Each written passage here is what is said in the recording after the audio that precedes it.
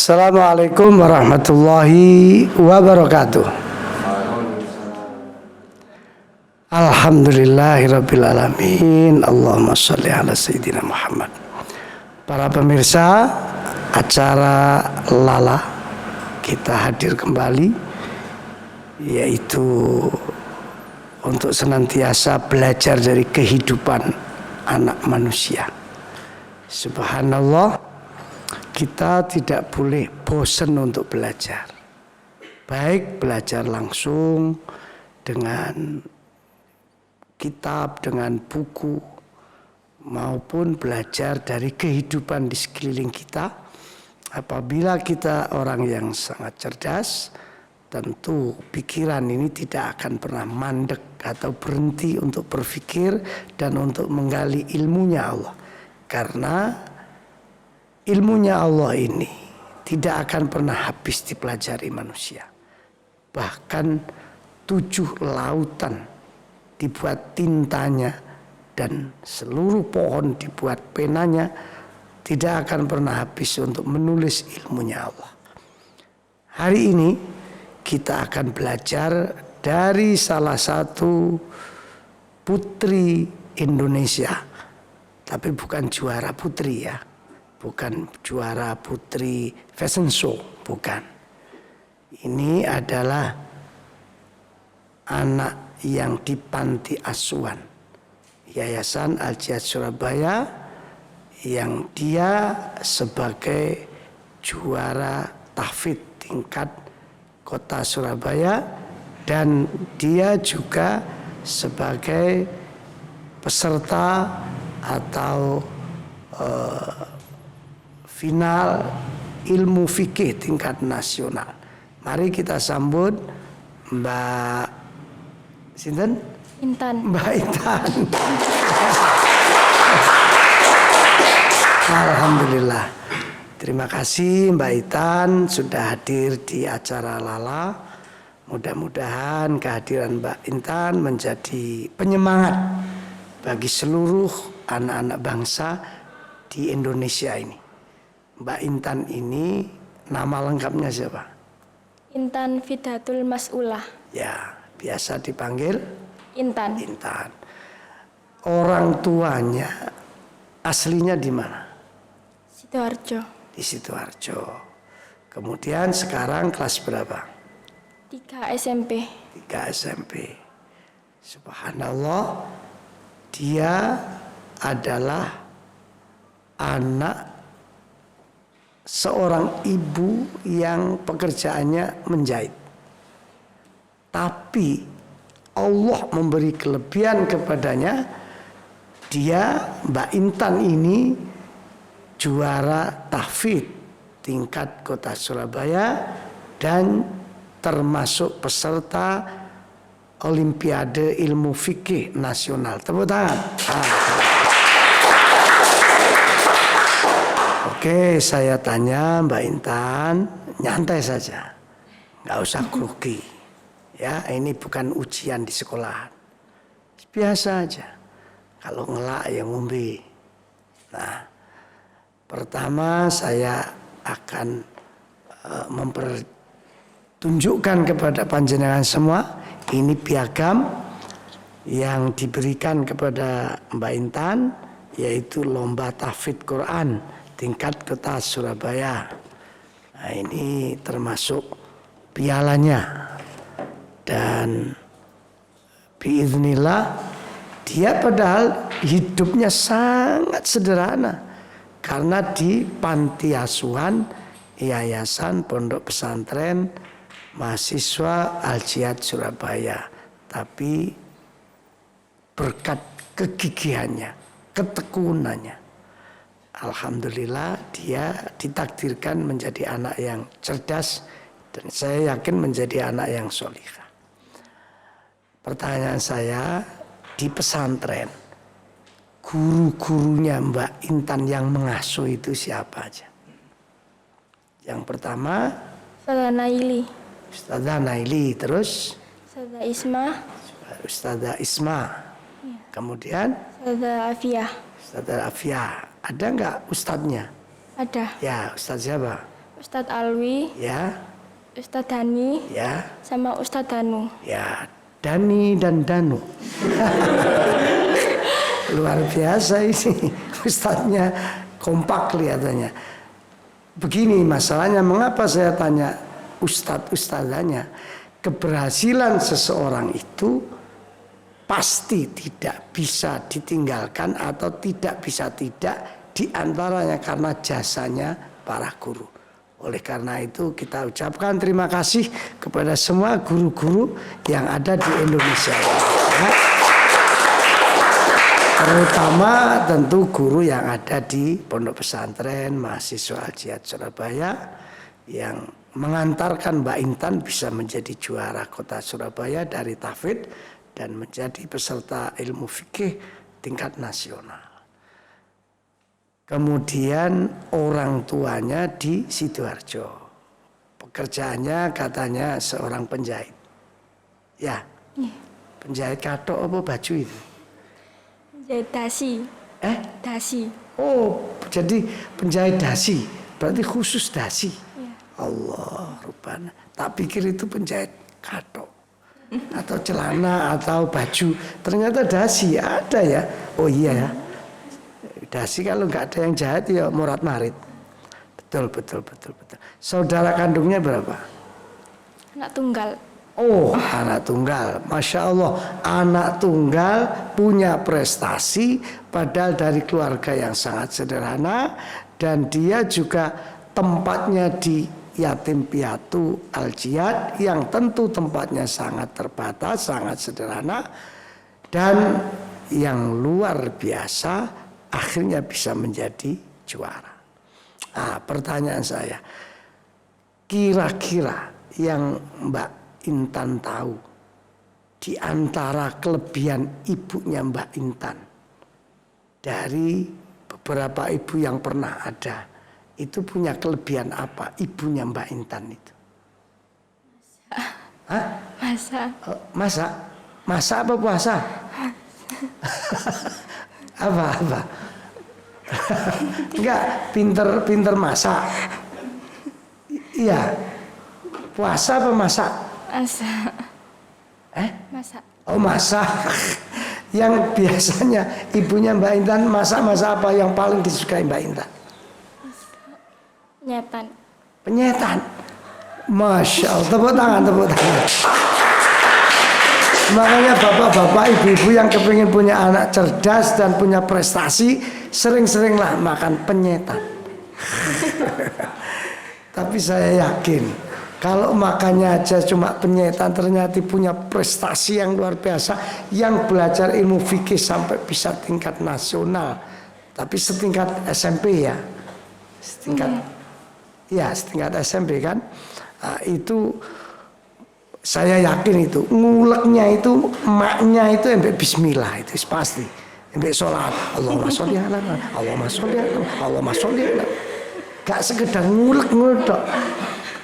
Penyetan ya anak iso sukses luar biasa loh. Enggak, ini kita sederhana tapi perlu dikaji mengapa atase penyetan naik anak kok iso biasa bisa juara nasional. Masya Allah ya. Ibunya itu kan penjahit dasi dan hobinya masak penyetan tempe tahu berarti. Ya. Kemudian maafin ya, barangkali kamu tahu ibunya itu apa ahli tahajud, apa ahli puasa sunnah, apa ahli baca Al-Quran. Yang sampean tahu Pak Intan ibunya ahli apa itu? Yang dekat dengan mik. Salat tahajud. Nah, jadi memang nggak mungkin ada anak yang punya prestasi lalu orang tua males. Nggak mungkin itu. Ada anak yang punya prestasi lalu ibunya itu senengane nongkrong di tetangganya. Ngerasani wong dok. Ya nggak mungkin anaknya bisa sukses. Nggak mungkin itu. Ternyata Mbak Intan ini ibunya ahli tahajud. Masya Allah. Ini betul-betul ilmu yang harus kita gali. Bapak Ibu, para pemirsa, Masya Allah. Anak yang hidup di pesantren, hidup di panti asuhan, bisa juara tingkat nasional ilmu fikih setingkat SMP. Ini ternyata lahir dari ibu yang ahli tahajud. Ini yang harus menjadi pelajaran buat panjenengan, para ibu, para umi, para mama, para mami, para mimo. Nah, ini supaya anaknya itu betul-betul dibimbing Allah. Kalau ibunya aja ahli tahajud, pasti sehabis tahajud mendoakan putrinya yang cuma satu-satunya, putri satu-satunya, tapi subhanallah akhirnya berhasil. Nah, pertanyaan saya, saudara kandungnya ibu itu berapa? 5. Saudara kandungnya ibu 5. Ibu yang nomor berapa? Terakhir. Ibu yang ragil terakhir. Apa terakhir? Bungsu ya? Ya. Bungsu? Iya, bungsu kan? Ragil terakhir. Ya. Yang Mbak Intan tahu, bagaimana hubungnya ibu dengan kakak-kakaknya? Hubungannya? Sekarang itu pisah-pisah gitu. Maksudnya tempatnya pisah-pisah. Iya. Jadi tempatnya kakaknya enggak, Pak D, nyebutnya Pak D sama Bude. Pak D. Pak D. Pak D yang pertama di mana? Bude yang pertama. Bude pertama di mana? Di Surabaya. Surabaya. Terus yang kedua? Sampun meninggal. Meninggal. Yang ketiga? Yang ketiga di Sidoarjo. Sidoarjo. Yang keempat? Yang keempat udah meninggal.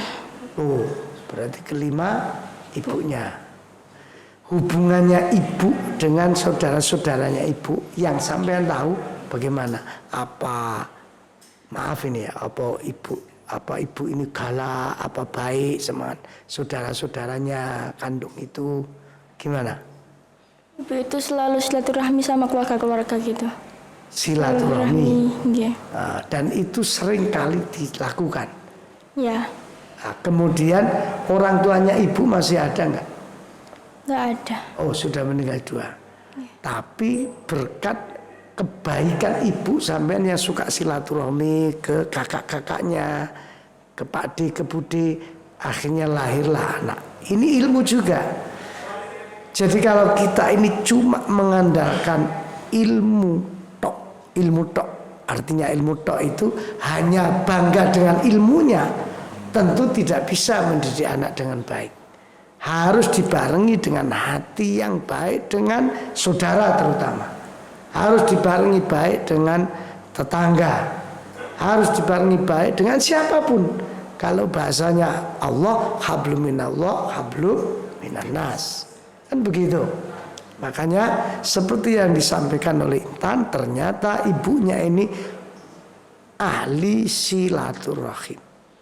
Jadi senang berkunjung ke saudara-saudara, ke tetangga, berkunjung dalam arti silaturahim, bukan nonggo untuk ngerasani orang, kan bukan, tapi betul-betul silaturahim.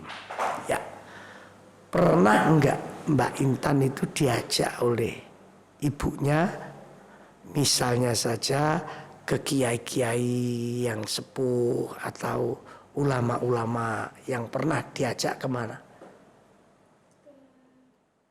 Pernah. Oh, belum pernah. Misalnya ke Kiai Jombang, ke Kiai Malang, ke Kiai Surabaya, belum pernah? Belum pernah. Oh, ya.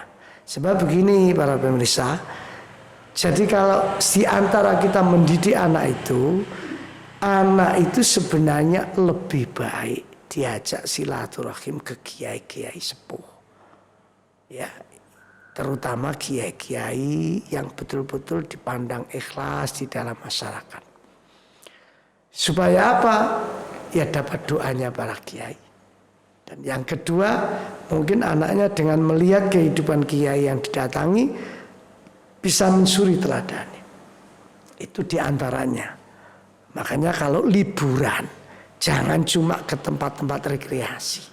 Apalagi maaf ini ya, ke tempat-tempat binatang-binatang itu kan madakno rupa. Aku mbek kethek iki ayu ndi, mbek kethek iki ganteng ndi. Bukan nggak boleh loh ya, boleh, tapi jangan terlalu sering. Artinya begini, porsinya jangan anak itu cuma dibawa ke tempat-tempat rekreasi, maaf, apalagi ke tempat yang maksiat. Tapi ajaklah anak itu ke tempat-tempat kiai-kiai, ke orang-orang alim, supaya dapat doanya orang alim. Nah itu diantaranya. Sekarang pertanyaan saya, Mbak Intan, sekarang kelas berapa? Kelas 9. Kelas 9 itu berarti 3 SMP. 3 SMP. Ya. Di kelas itu satu kelasnya berapa anak? 25. 25 kelas. 30 anak ya. 25 anak. Dari sekian guru yang ada di sekolahan, yang paling sabar menurut Mbak Intan siapa? Namanya? Ustadz Rozi. Oh, Ustadz Rozi. Ini Ustadz yang paling sabar di sekolahan itu. Nah, pernah nggak dinasihati Ustadz Rozi, mungkin langsung atau mungkin secara umum di kelas, yang paling mengena diingatannya Mbak Intan? Nasihat apa itu? Nasihat selalu belajar. Oh, jadi Ustadz Rozi yang paling difavoriti oleh Mbak Intan selalu mengingatkan supaya terus belajar dan jangan males belajar. Sebab begini, guru, kalau orang Jawa kan digugu ditiru. Jadi kalau ada guru, maaf ini pemarah, itu pasti imbasnya juga kepada muridnya. Ilmunya guru yang pemarah pasti sulit masuk ke hati anaknya, anak didiknya. Makanya dituntut oleh ajaran yang baik, guru itu harus sabar. Ya boleh keras sedikit, tapi sifatnya mendidik. Apalagi sampai istilahnya memukul, ngaplok, na'udzubillah, jangan sampai. Ini khususnya kepada saudara-saudara saya yang barangkali profesinya sama dengan saya juga ya guru-guru TPQ lah. Tapi kan sing penting sabar. Nah, ini saya kira yang harus dilakukan oleh semua guru dan murid juga dituntut harus sabar. Pak Intan juga termasuk anak sabar atau termasuk anak marah-marah? Sabar sama marah-marah juga. Oh, tepuk tangan ini, tepuk tangan. Nah, ini jujur ini. Ya sabar, tapi ya sama marah-marah. Nggak, artinya begini, karena seusia seperti dia, bisa sabar itu sudah istimewa. Kalau marah-marah, ya sebenarnya masih normal. Normal dalam arti, ya karena masih ilmunya belum banyak, dan istilahnya nafsunya lebih besar daripada ilmunya, pengalamannya juga masih belum banyak, makanya dia jujur sekali itu. Sabar, tapi ya marah-marah. Luar biasa. Enggak, sebenarnya dari jawaban Mbak Intan, kalau saya ya, yang saya nilai apa? Kejujurannya. Daripada sok sabar tiba-tiba kadang-kadang ngamuan. Ya toh? Nah, lebih baik jujurnya. Ya sabar, tapi ya marah-marah. Nah, itu kejujurannya itu. Sekarang pertanyaan saya, Mbak Intan ini ketika di panti asuhan, sering sholat sunnah apa yang paling sering dilakukan? Tahajud. Oh, tepuk tangan. Ya. Masya Allah. Ini juga jujur ini, sebab ya gimana wong anak sepolos ini polos banget ini. ya sabar, ya marah-marah. Kan polos. Kalau nggak polos pasti marah-marahnya ditutupi tadi. Sabar, sabar. Sabar sampai geget-geget. Nah, jadi ternyata di antara mengapa Allah menganugerahkan kecerdasan kepada Mbak Intan, ternyata anak ini di panti asuhan termasuk ahli tahajud. Masya Allah. Anak SMP kelas 3 sudah senang tahajud. Ini istimewa banget. Masing mahasiswa kadang-kadang melungker tok. Yang mahasiswa itu bukan mahasiswa ya mahasiswa. Artinya di atasnya SMA. Makanya ternyata tahajud itu juga akan membimbing hidupnya menjadi orang yang luar biasa. Jadi ini pelajaran buat kita semua, terutama ibu-ibu, bapak-bapak. Cobalah anak dibimbing untuk tahajud, untuk selalu beribadah. Karena terus terang, kalau yang wajib pasti di pondok itu pasti dikerasi. Kalau yang wajib. Tapi yang tahajud itu kan harus karena kemauannya sendiri. Kalau karena kemauannya sendiri, insya Allah akhirnya dia menjadi anak yang betul-betul ahli riyadhah, terutama tahajud. Soalnya begini, di Al-Quran itu satu-satunya ajaran sholat sunnah yang disebutkan oleh Allah hanya tahajud. Idul Fitri yang terkenalnya begitu nggak ada dalam Al-Quran. Padahal Idul Fitri itu paling disenangi orang Indonesia itu. Paling seneng itu orang Indonesia, sampai kadang-kadang sajadah kualik bareng gak roh. Mergo gak kulino. Ono mana sing lucu? Karena mungkin gak pernah pakai rukuh. Rukuh itu kan ada potongan, ada atasan sama bawahan. Ada yang rukuh langsung atas sampai bawah. Ini enggak kejadiannya ini. Yang atasannya di bawah, yang bawahnya enggak. Ketika sholat Id, dia bingung, begitu dipakai kan cingkrang. Di bawah dengkul kelihatan kakinya. Sementara lihat semuanya kakinya nggak kelihatan. Dia bingung, diingatkan sebelahnya. Mbak, itu ada bawahannya. Kok cuma atasannya? Maaf, tadi saya kira bawaannya juga sudah terbawa. Ternyata nggak terbawa. Karena apa? Karena dia memang jarang sholat. Hanya Idul Fitri itu. Terus dia tanya, Mbak gimana ini sholat saya? Kalau buka aurat kakinya nggak sah sholatnya. Lah terus gimana? Ya supaya kakinya nggak kelihatan, sholatmu ndoprok. Jadi kayak bebek. Jadi atasannya tapi kakinya itu nggak kelihatan, mungkin ndoprok gini. Itu nak kena foto, wah viral itu. Sholat model bebek. Mengapa? Ya karena kurang kebiasaan.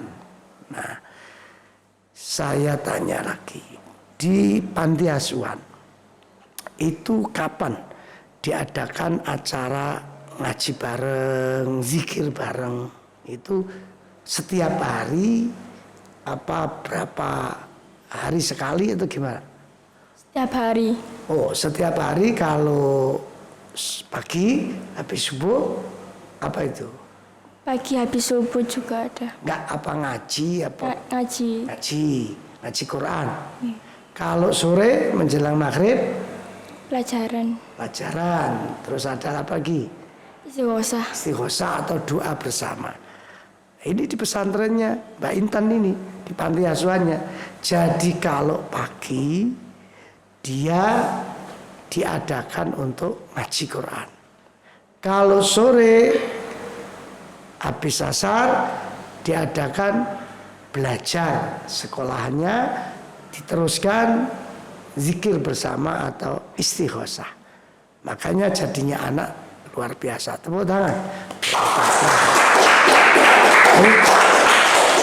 Para pemirsa Lala yang sangat saya hormati, saya terima kasih sudah melihat acara Lala. Dan seperti selalu akan saya ucapkan, password kehidupan, jangan pernah membenci siapapun. Siapa tahu yang kita benci hari ini besok kita butuhkan. Yang kedua, jangan meremehkan orang, menghina orang. Siapa tahu yang kita hina ternyata dia kekasihnya Allah. Dan yang terakhir, jangan gampang putus asa hanya karena dizolimi orang, karena dibully orang, karena difitnah orang, bahkan karena dibujui atau dibujui itu bahasa Indonesia apa? Dibohongi orang, siapa tahu itu dalane derajat. Terima kasih kepada semuanya. Wassalamualaikum warahmatullahi wabarakatuh.